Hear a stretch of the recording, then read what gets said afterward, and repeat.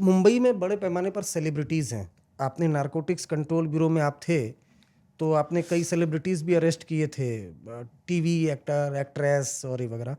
Celebrities के बीच भी drugs consume करते हैं? अरविंद जी, इसमें जनरलाइज नहीं कर सकते हम लोग, क्योंकि ये बहुत गहरा यूनिवर्सल प्रॉब्लम है। इसमें ये नहीं कह सकते कि फलाना इंडस्ट्री हो या ये हो।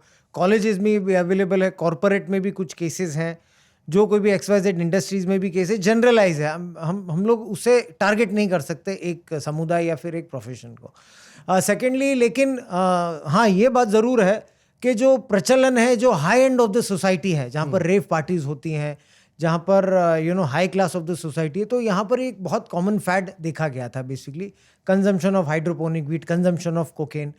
दूसरी प्रकार से अगर ये भी देखेंगे कि lowest end of the society, slum में भी इसका काफ़ी ज़्यादा प्रचार है। बहुत सारे अलग ड्रग्स है, जैसा कि बटन जिसे कहते हैं, जिसे नाइट्रा टैबलेट्स वगैरह कहते हैं, जो डुअल यूज टैबलेट्स होते, तो उसका भी बहुत बच्चे प्रचार कंजम्पशन करते थे वहाँ पर, क्योंकि बहुत चीप 25 रुपये में एक टैबलेट आती थी। कौन सा टैबलेट है? नाइट्रा जिसे कहते हैं, बटन उसे कहते हैं, उसका कोड नाम बटन है, लेकिन उस मेडिसिन को नाइट्राजेपाम बेसिकली कहते हैं, एटिजोलाम कहते हैं, अलग अलग डुअल एंड, जो प्रिस्क्रिप्शन दे के आपको मेडिकल स्टोर में भी मिल जाएगा, NRX जिसे कहते हैं। अगर प्रिस्क्रिप्शन ना हो तो ये NDPS में भी आ जाता है।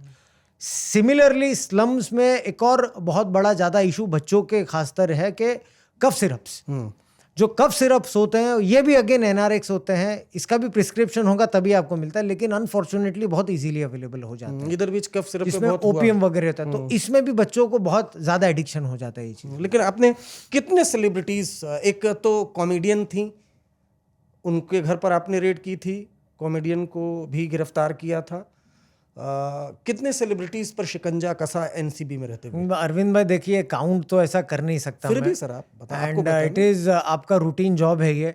एंड सेकेंडली, मेरे लिए पर्सनली, व्यक्तिगत अगर देखा जाएगा, मैं ना कोई ये वर्ड को भी मानता नहीं हूँ।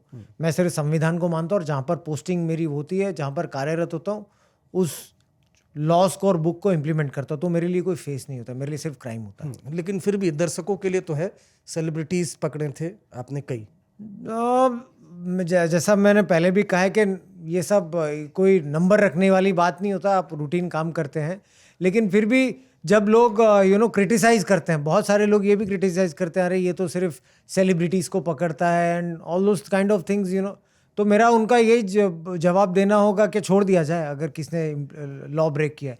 M I expected to leave them? कि नाम, शोहरत और फेम देके ऐसा नहीं हो सकता। क्राइम होता है।